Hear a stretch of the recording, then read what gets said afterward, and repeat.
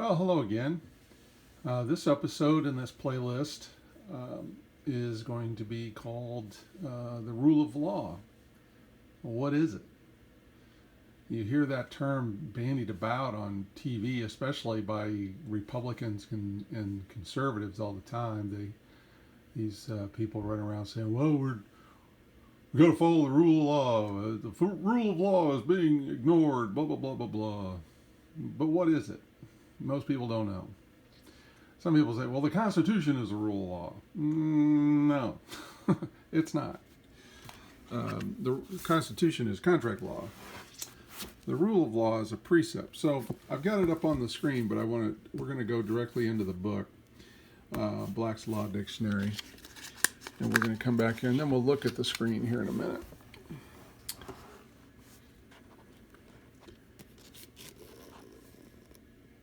So the rule of law, a legal principle of general application sanctioned by the recognition of authorities and usually expressed in the form of a maxim or logical proposition, called a rule because in doubtful or unforeseen cases it is a guide or norm for their decision.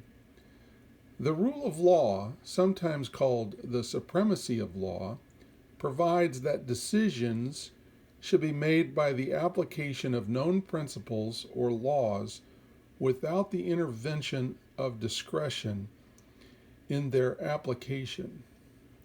Now, that word discretion is very important. Okay, so let's go and see what the Law Dictionary, how it defines discretion. Discretion. When applied to public functionaries, discretion means a power or right conferred upon them by law of acting officially in certain circumstances according to the dictates of their own judgment and conscience, uncontrolled by the judgment or conscience of others. As applied to public officers means power to act in an official capacity in a manner which appears to be just and proper. Ooh, that's important. Just and proper. Under the circumstances. Okay, let's see discretionary acts. Let's come down here. Discretionary acts. Those acts wherein there is no hard and fast rule. Okay.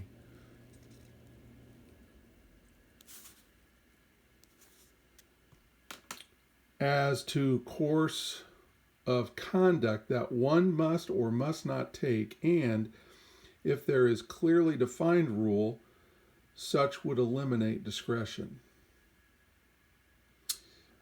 One which requires the exercise in judgment and choice and involves what is just and proper under the circumstances. Okay, so let's go back again. Well, we'll just come up here, because I got it here. We don't have to flip pages. This is taken from the same dictionary.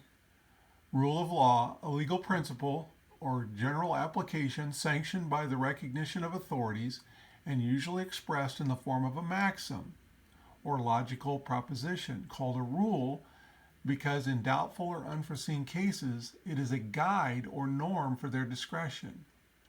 The rule of law, sometimes called the Supremacy of Law, provides that decisions should be made by the application of known principles or laws without the intervention of discretion in their application. Okay, so now we know from discretion and discretionary acts, what we're talking about here with discretion is what's called equity, okay, as opposed to law. Now it is said that equity follows the law. What law? All of them. All forms of law. So we've got, remember, there's only two forms of law on earth. We've got the Creator's law. We've got man's civil law. Okay, equity follows both. Now, the greatest example of equity under God's law is King Solomon's, how he handled the situation with the two mothers fighting over, disputing over the baby. Remember, both mothers had a baby. One of the babies died, maybe sudden infant death syndrome. We don't know. But now they're arguing over whose baby this is because one of them has lost a baby. Now, the details of this little case in the Bible, we don't know which one is the mother or not. That's the issue. Now, the big issue is when Solomon went back into the Torah, the law of God, there's no law, there's no rule, there's no instruction without a deal with this issue. There is no law that says if two mothers are arguing over which one is the mother of a baby, here's the rule. There is no rule like that in the Torah, in the law of nature and nature's God. So how do you solve this dispute then? It devolves on discretionary acts. It devolves on discretion, not the rule of law. If there was a law in the Torah that said this is what happens when two mothers are arguing over who's the mother of a child, then you follow that rule, that maxim, that law. But we don't have that. So now Solomon had to use his discretion through a discretionary act by doing one which requires the exercise in judgment and choice and involves what is just and proper under the circumstances. Remember, equity is doing what is just, right, and fair, what is proper according to the circumstances. Now, how did Solomon figure this out?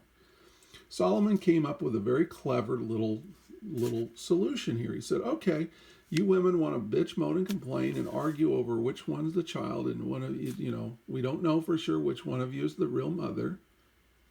What Solomon has to do is figure out what is just, right, and fair according to the best interests of the child. Not these two women. Who cares? Solomon's concern is over the best interests of the child because the child is dependent.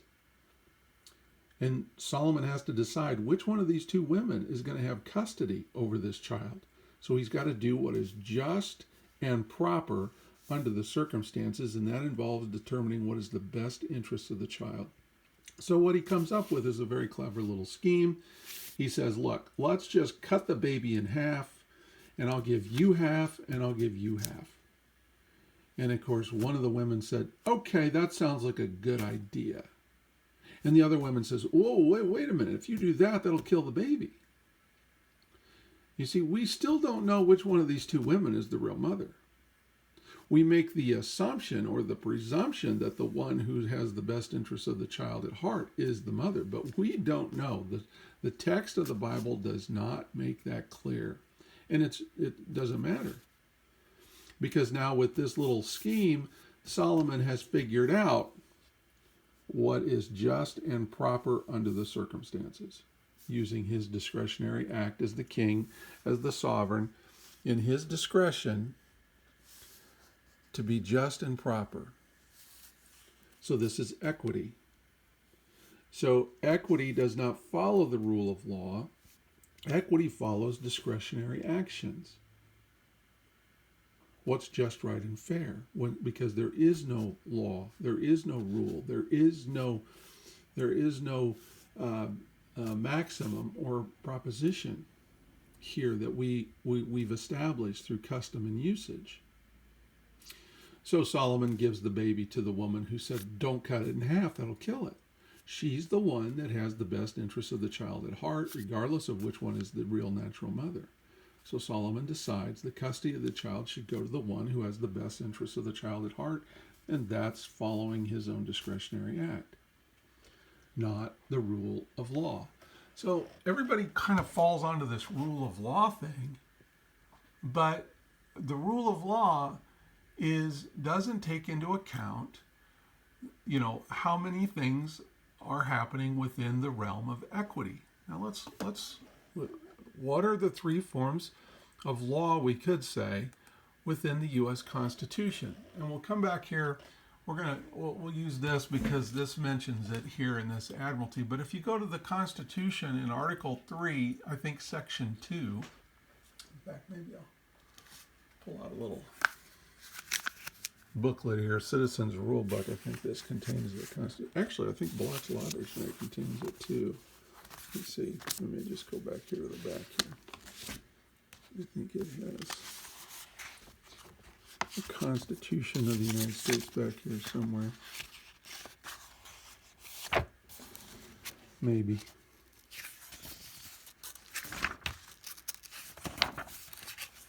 Maybe it's in the front. Nope, Constitution of the United States. Okay. So it's after the table of abbreviations. Let me get past that. There we go. Okay, so let's see if we can find Article 3. Article 3, Section 2. The judicial power shall extend to all cases in law and what? Equity. Arising under this Constitution, the laws of the United States and treaties made, remember, contracts, treaties are contracts, and contract makes the law, or which shall be made under their authority, to all cases affecting ambassadors, other public ministers, and consuls, to all cases of admiralty and maritime jurisdiction, to controversies to which the United States shall be a party, to controversies between two or more states, between the state and citizens of another state, between citizens, blah, blah, blah, blah, blah. Okay? So we have in law and equity and admiralty maritime. So we basically have these three forms of law. And we can see that in here. And equity, remember, follows the law. It's going to follow admiralty maritime because both common law and commercial law, the Admiralty Maritime, UCC, and statutory law, the civil law, all of this other stuff besides the law of nature and nature's God, which is the origin of our common law, which was kind of corrupted in 1066 and moving forward in time, 1060 AD with the Norman conquest, when it was under the people's courts and it was custom and usage, which went back to the Torah. And these standard precepts of, kind of follows the Ten Commandments and the things out of the law of God into what were then professional court decisions rather than the people's courts. But we can see the development of admiralty in the United States. Oh, wait a minute. I think back here. We got to do here. The historical development of admiralty jurisdiction and procedure is practical as well as theoretical interest, since opinions in admiralty cases frequently refer to the historical background in reaching conclusions on the questions at issue.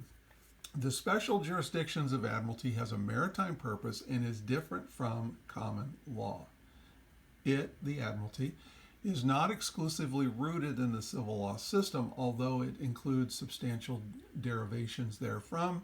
It has a strong international aspect, but it may undergo independent changes in the several countries that the admiralty law and such international features are given serious considerations by admiralty courts. Okay, so the admiralty jurisdiction systems was brought to America by British settlers along with the common law and equity. So this equity is what's just right and fair. It's what we call these discretionary acts. So if we go back to that rule of law again, the rule of law, a legal principle or general application sanctioned by the recognition of authorities and usually expressed in the form of a maxim or logical proposition called a rule, because in doubtful or unforeseen cases, it is a guide or norm for their decision. The rule of law, sometimes called the Supremacy of Law, provides that decisions should be made by the application of known principles or laws, without the intervention of discretion in their application. Okay, so remember, the rule of law now is kind of the opposite of equity, because equity is where this discretion comes in.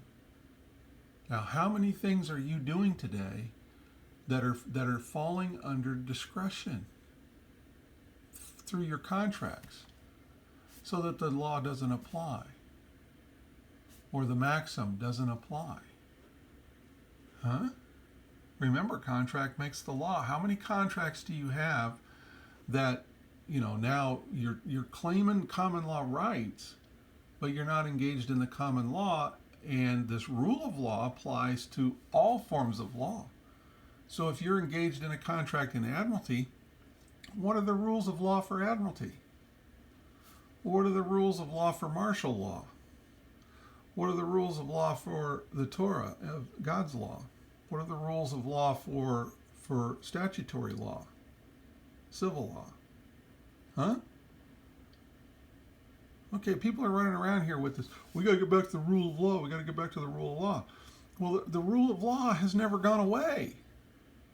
They're trying to deceive you, or they're confused themselves. They're not understanding that the rule of law has to follow the form of law that you've contracted yourself into. And if there's no rule that prescribes and there's a problem there, then it devolves on discretion, which is equity. Doing what is just, right, and fair, because there is no rule, there's no maxim, there's no proposition, there's no law under common, whatever jurisdiction that this thing is, this complaint or action or case or whatever is under the subject matter jurisdiction of. This isn't rocket science, kids. This is very simple stuff. But if you don't know very simple, plain definitions, language is very important. The meanings of words are incredibly important.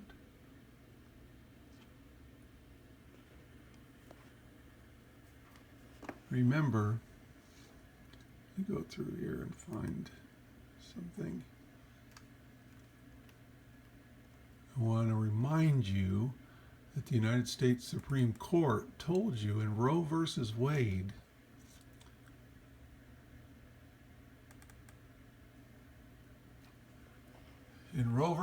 that's this middle one. That goes back to 1973. That's the abortion deal.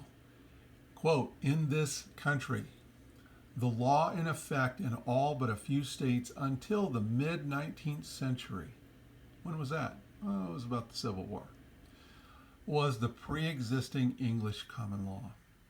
It was not until after the war between the states that legislation, civil law, statutory law, which includes the commercial law, UCC, Admiralty Maritime.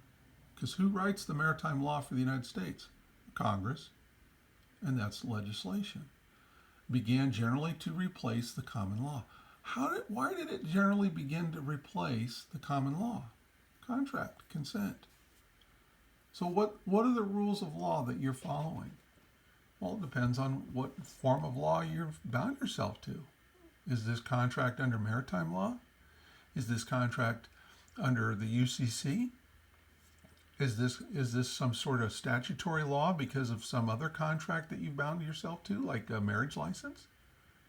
So now the statutes involving marriage, family law, divorce, child protective services, education, vaccines, all that stuff is going to fall under your marriage license. There's the contract.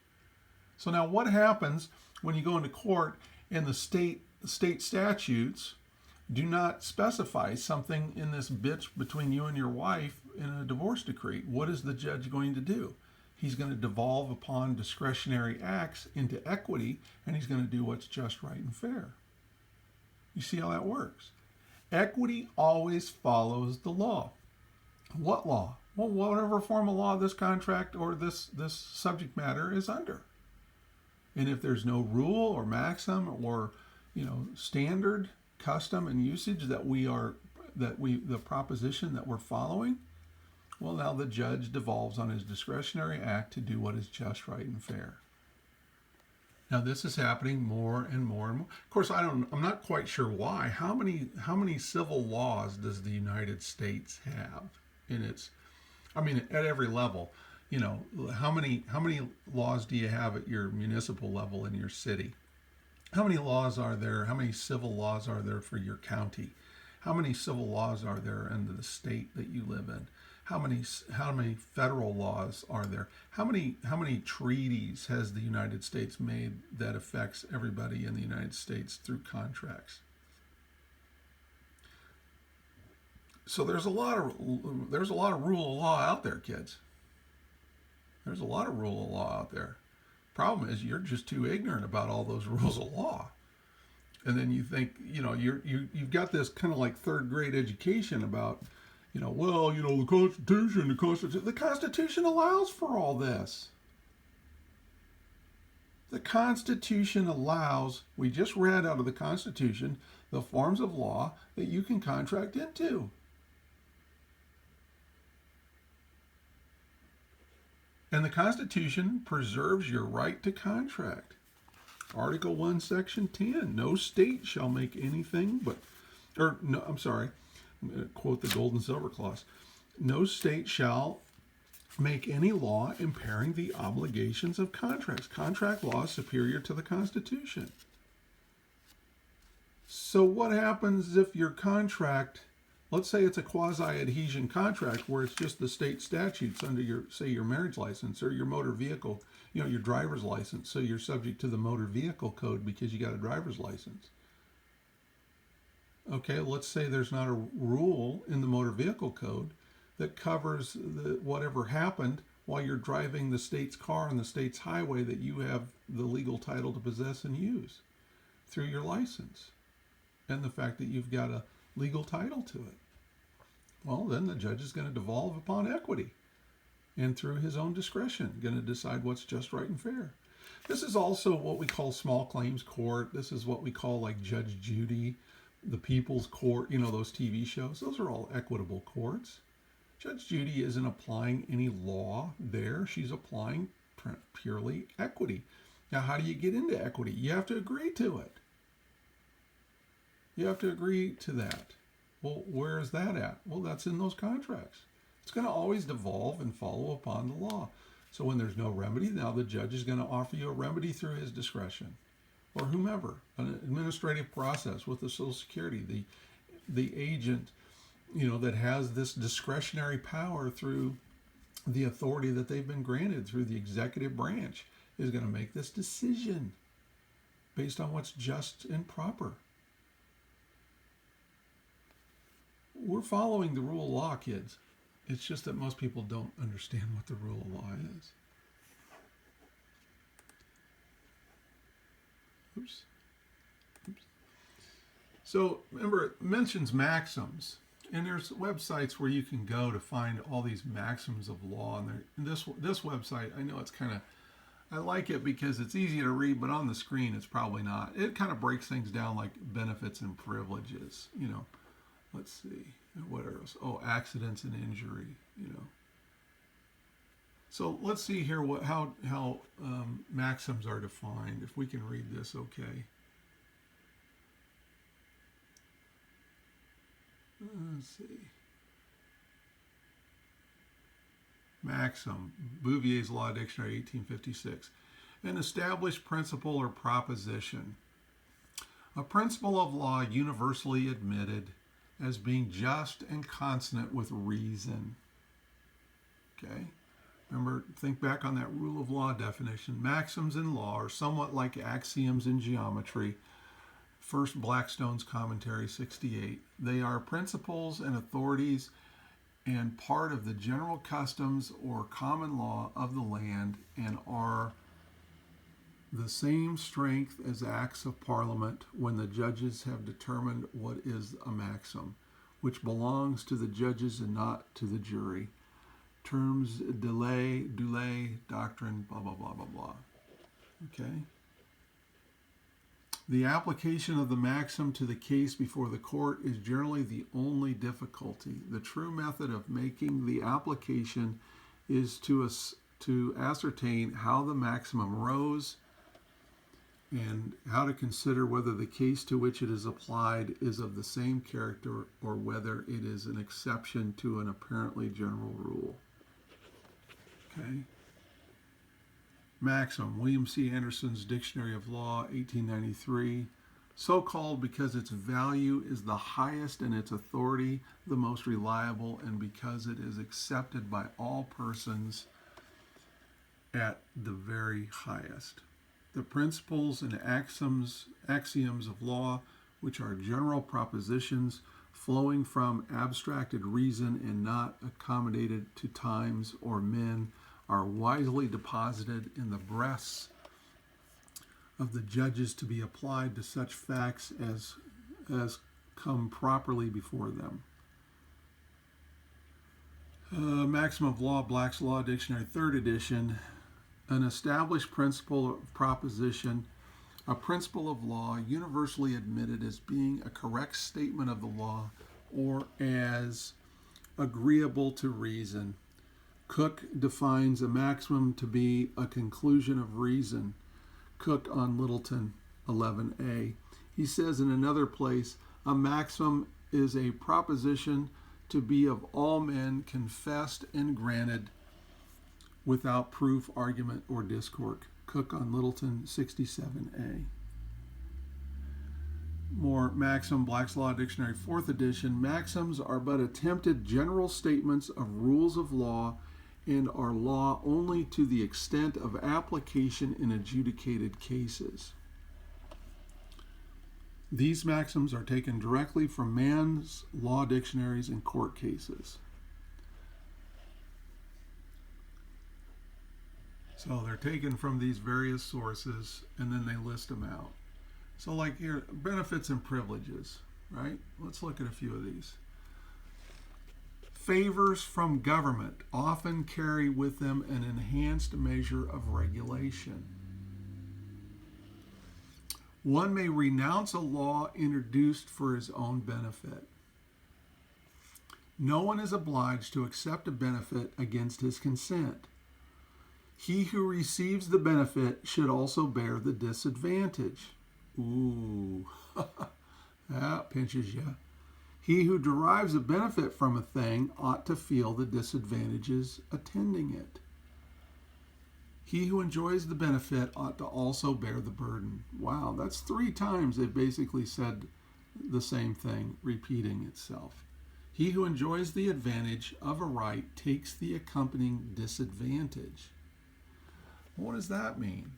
He who enjoys a right, remember these are civil rights, you have the following disadvantage. Remember, rights, regardless of what form of law we're dealing with, rights always follow responsibilities, duties, and obligations, not the other way around. So you have these duties and obligations and responsibilities within the law of nature and nature's God, and then you have certain other duties, rights, and obligations within the civil law that you've contractually bound yourself to as a citizen. A privilege is, as it were, a private law. So your Social Security, when you sign up, it's a voluntary thing. There is no law that says you must participate in Social Security. It's a privilege. So when you sign up, that becomes law for you, just like everything else. If you sign up for a driver's license, then the motor vehicle becomes law for you. If you sign up for the marriage license, then the state statutes regarding marriage and family law and child protective services and all that stuff becomes a private law for you. A privilege is a personal benefit and dies with the person. One who avails himself of the benefits conferred by statute cannot deny its validity. Ouch. So once you've accepted Social Security, you can't then go back and say, well, that's unconstitutional, that's illegal, that's unlawful. No, fool. Can't do that. What I approve, I do not reject. I cannot approve and reject at the same time, right? That follows this last one. You can't say I want Social Security, but I reject Social Security at the same time. I cannot take the benefit of an instrument and at the same time repudiate it. He who does any benefit to another for me is considered as doing it to me. So there's all kinds of these that, I would highly recommend if you can find a website, just type in any search engine, Maxims of Law. And again, these are going to be civil law from these civil law dictionaries, but, a lot of them are really good. Consent and contract. He who consents cannot receive an injury. Consent makes the law. A contract is law between the parties, which cannot acquire force only by consent. Consent makes the law. The terms of a contract, lawful in its purpose, constitute the law as between the parties. To him consenting, no injury is done. Consent removes or obviates a mistake. He who mistakes is not considered as consenting. Every consent involves submission, but a mere submission does not necessarily involve consent. A contract founded on a base and unlawful consideration or against good morals is null. One who wills a thing to be done or to be done cannot complain of that thing as an injury. The contract makes the law. You ought to know with whom you deal. Ooh. You know, when you contract with the state, what's the character, what's the nature, what's the spirit of the civil law state? Is it to make you free or to bind you up? You ought to know with whom you deal. Anything that the state offers you as a benefit, a privilege, a license, an immunity, a franchise, a pension, a protection, you got to know that it comes with a cost. What's that cost? Your freedom. You're being bound up. So this is the rule of law follows maxims again, but maxims only apply to the case at hand if the circumstances are similar. You can't just go and cite maxims just because you want to cite a maxim. It has to be pertinent to your case and in the scenario that you're wanting to cite the maxim for.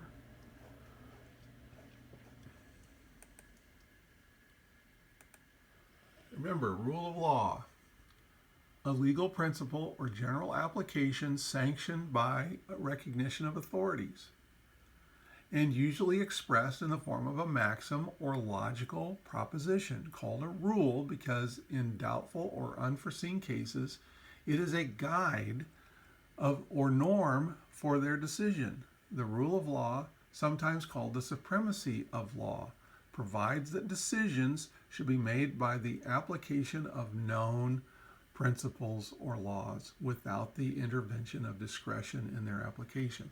Now, who is this that's their decision? Courts. The decisions. These are the courts.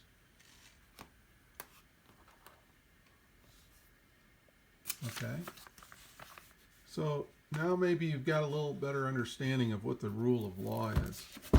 So let's go a little bit deeper. Just for this is AmJur, American Jurisprudence 2D, and this one is from eminent domain to a sheet, which will have equity in here. So I've got it bookmarked to equity, and again this is say equity. Okay, so we're in the equity situation. I think I have it covered up there. Yeah, equity. So generally, definitions. All great systems of jurisprudence have mitigating principle or set of principles by the application of which substantial justice may be attained in particular cases wherein the prescribed or customary forms of ordinary law seem to be inadequate. Remember what I told you about Solomon and the baby. Equity follows the law. When the law does not prescribe the actual maxim rule, what we're dealing with in this specific instance, then it devolves onto equity. And equity is using that discretionary act. What is just, right, and fair? What's good and proper? From the point of view of general jurisprudence, equity is the name which is given to this feature or aspect of law in general. However, the term equity has a variety of meanings. The word describes a system of jurisprudence, and it is employed to designate the principles or standards of that system. Such a use of the word is illustrated by the maxim, equity regards as done that which ought to be done. You follow that? By the maxim, Equity regards as done that which ought to be done. So let's look at it this way. Let's say you do damage to your neighbor's front porch. What should be done? Do you need to repair and fix the damages done by your own actions to your neighbor's porch? Okay, so when this goes into an equitable decision, who in their right mind would not regard that you should already do that which you ought to be done, which is to repair your neighbor's porch, pay for the damages? You see how that works? In this connection, it may be observed that the court of chancery, that's kind of the old word for the equitable court, is sometimes referred to as a court of conscience. Remember, what did we look at with the definition of discretionary act? But it has been said that equity is not the chancellor's sense of moral right or his sense of what is just and equal, but is a complex system of established law. So again, remember, we're going to use the law first. Equity follows the law. Equity is used to describe the standing of a party to claim relief, the merit of his claim being dependent upon the showing of as to his ability to have prevented the prejudicial situation in which the litigants find themselves. This use appears in the maxims, where there is equal equity, the law must prevail. Equitable and inequitable signify just and unjust, and equitable with reference to ownership connotes also the right of one to property, the title of which is held for his benefit by another person. In a judicial sense, the term equity is employed usually in contradistinction to strict law, or strictum et summum jus. Equity jurisprudence, said Mr. Justice Story, may properly be said to be that portion of remedial justice which is exclusively administered by a court of equity, as contradistinguished from that portion of remedial justice which is exclusively administered by a court of common law. The terms legal and equitable are incorporated in the fiber of legal thought, while forms of action have been abolished in those states which have adopted the reformed procedure. What they're talking about here is under common law. We've adopted over time. We've tried to simplify things. The common law became very, under the rules of court, it just became almost unattainable. I mean, I've got a little booklet here on from Maitland, the forms of action at common law, and it's just, I mean, it's intense. So we've kind of adjusted that, especially under federal rules, have been abolished in those states which have adopted the reform procedure. The principles by which the rights of the parties are to be determined remain unchanged, and the essential distinctions which inhere in their very nature of equitable and legal, primary or remedial rights still exist. However, in some situations, at any rate, a court of law, as well as a court of equity, will apply equitable principles. Okay, so now in the U.S., as opposed to over in England, they used to have separate courtrooms, separate buildings. You had the Court of Common Pleas. You had the Chancery. You had the King's Bench and the Exchequer. In the United States, we don't do that. It's all the same courtroom.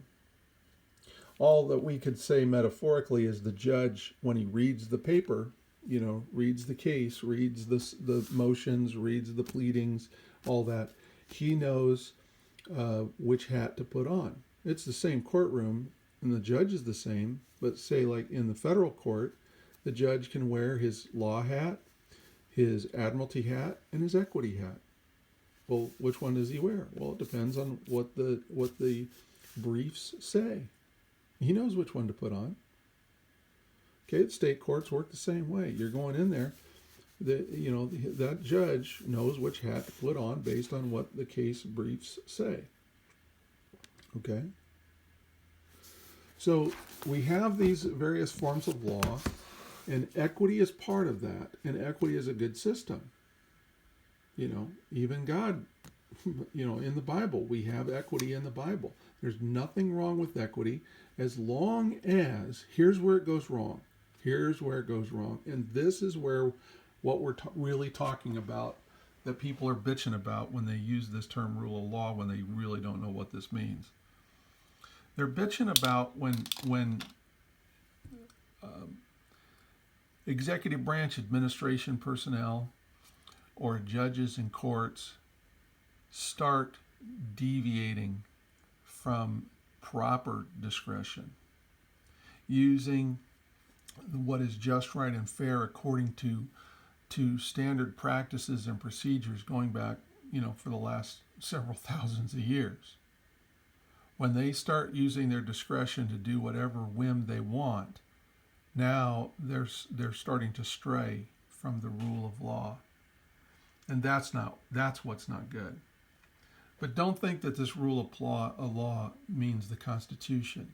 This means a legal principle or general application sanctioned by the recognition of authorities and usually expressed in the form of a maxim or logical proposition. Okay? And that is law. When we go back and look at the law, we're looking at following the rules of law before we devolve onto discretion, which is equity, following the principles of what is just, right, and fair. Okay, I hope this helps. We're moving on. I know this is kind of a long series. Remember, this is not to be construed as legal advice. This is for educational purposes only. And remember, I just kind of ramble along here. I hope you find these to be a benefit to you.